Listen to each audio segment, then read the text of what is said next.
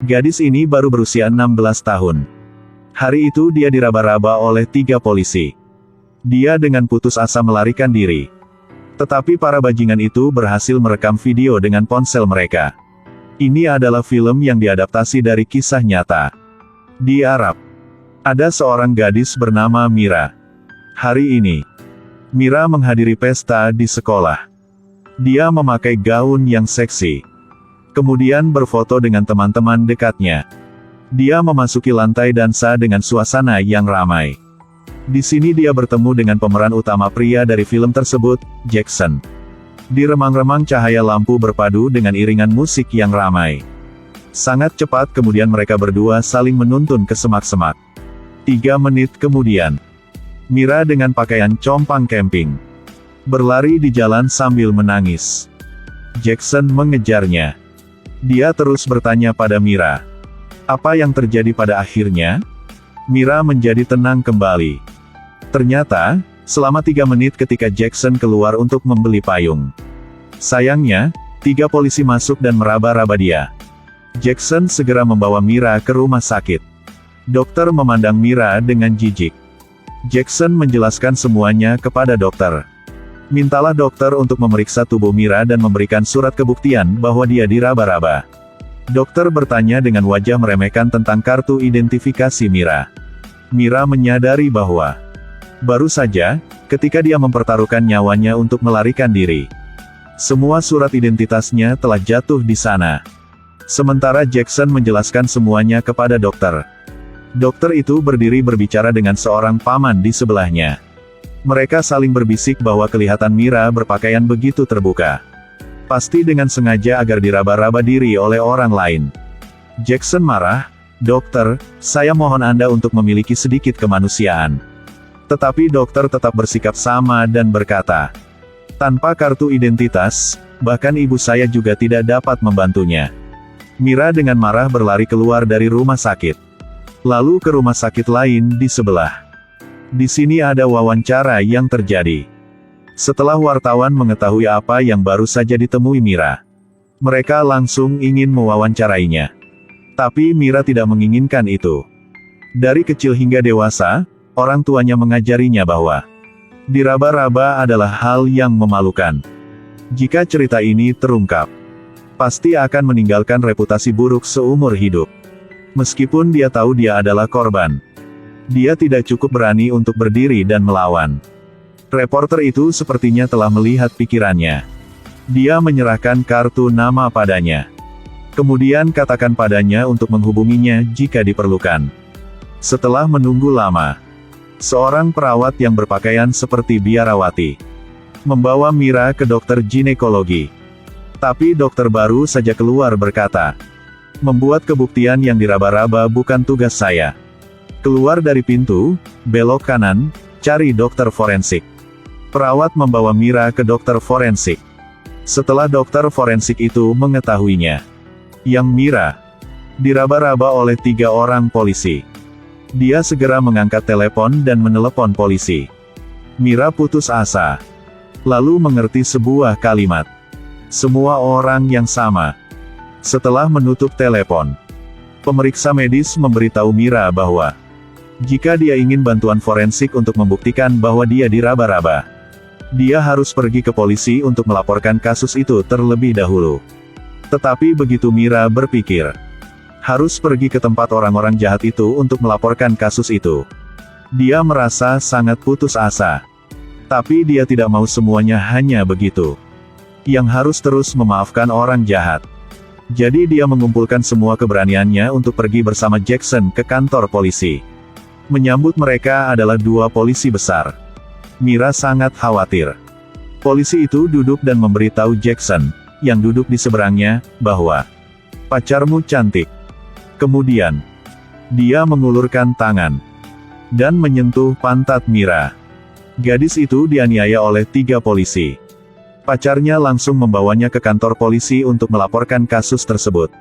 Sementara polisi ini menerimanya. Dia duduk, lalu menyentuh pantat gadis itu. Sang pacar sangat marah tetapi tidak berani mengatakan sepatah kata pun. Karena ini Arab. Selanjutnya seorang polisi gemuk mengambil pena untuk mencatat usia, jenis kelamin, berat badan, tinggi badan, tidak ada yang dilewat. Setelah bertanya, dia bertanya lagi.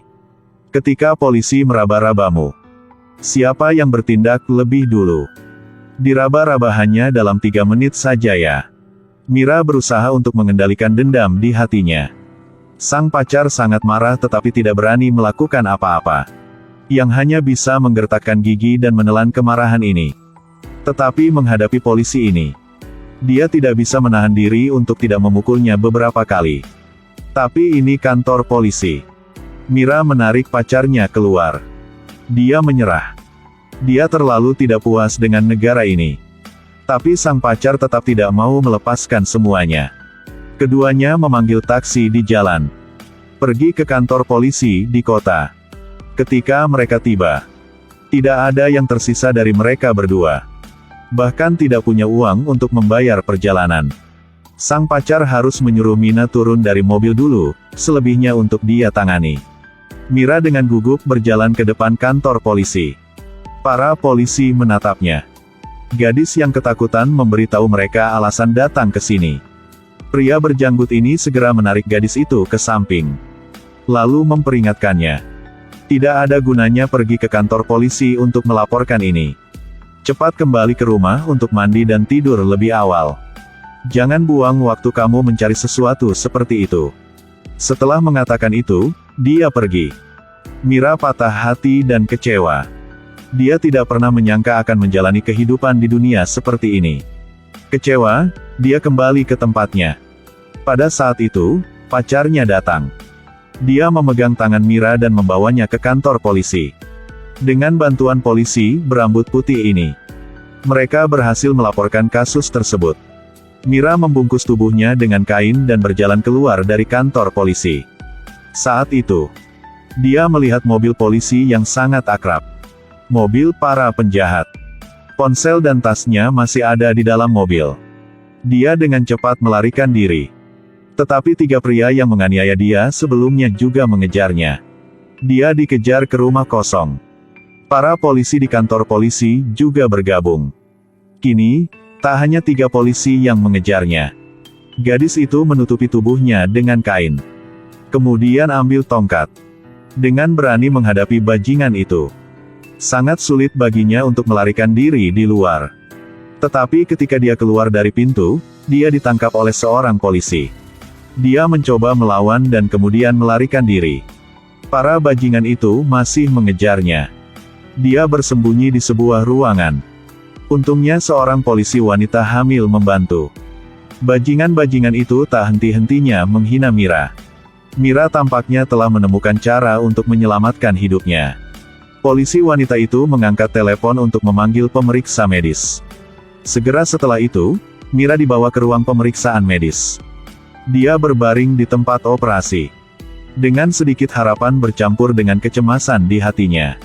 Dalam benaknya, dia memikirkan hal-hal mengerikan yang telah terjadi. Saat itu, seorang polisi berada di luar tirai. Diam-diam mengintip Mira. Mira panik dan cepat-cepat memakai bajunya. Kemudian lari dari tempat ini. Pada saat itulah dia ditahan oleh polisi berambut putih lainnya. Dia tahu apa yang dia alami. Katanya pada Mira. Aku tahu betapa buruknya hal-hal yang harus kamu lalui. Tetapi kamu sebaiknya jangan menyerah dalam kasus ini. Kamu harus berani melindungi diri sendiri. Juga untuk melindungi dunia itu sendiri. Tapi pada saat itu, seorang bajingan datang. Pacarmu sudah ditangkap polisi. Polisi-polisi itu menangkapnya di dalam mobil. Dan membawanya ke kantor polisi. Dia telah menderita terlalu banyak keburukan dari dunia ini. Tapi lebih dari itu, orang-orang jahat itu bahkan tidak melepaskan dia. Seperti yang diharapkan mereka mengambil video meraba-raba itu. Dan mengancamnya, jika dia tidak membatalkan gugatan. Mereka akan menyebarkan video di situs web sekolahnya. Gadis itu sekarang kehilangan akal sehatnya. Dia bergegas untuk menghadapi penjahat lainnya. Selama kekacauan dia dipukul hingga pingsan. Sampai dia bangun. Dia bahkan lebih bertekad untuk kasus ini. Bukan hanya untuk dirinya sendiri, tapi juga untuk semua wanita dari negara Arab nanti. Seorang polisi berpangkat tinggi berdiri di sampingnya dan menasihatinya bahwa lepaskan kasus ini saja. Dia bahkan menggunakan posisinya untuk memaksanya. Tapi Mira tahu apa yang akan terjadi jika dia menyerah. Dia pasti tidak akan menerima kesepakatan itu. Tidak peduli apa, dia menolak untuk menandatangani petisi untuk membatalkan gugatan. Mira tampaknya telah menanggung semua jenis penderitaan. Berkat beberapa kekuatan tak terlihat yang bersorak, dia tidak menundukkan kepalanya kepada orang-orang jahat ini. Tidak peduli seberapa mengancam pihak lain, dia masih memegang petisi. Dihadapkan dengan begitu banyak ancaman, gadis itu akhirnya ketakutan. Dia berteriak frustrasi. Di banyak negara di dunia ini, keselamatan wanita tidak pernah dijamin. Mereka benar-benar ingin melawan. Di akhir film, Mira keluar dari kantor polisi. Sinar matahari yang hangat menyinari wajahnya. Mungkin dia telah mengatasi harga dirinya. Atau mungkin alasannya masih berjuang. Oke, inilah akhir dari video hari ini. Saya Sam. Jika Anda menyukai video ulasan saya, ingatlah untuk mengklik suka dan ikuti saya. Terima kasih.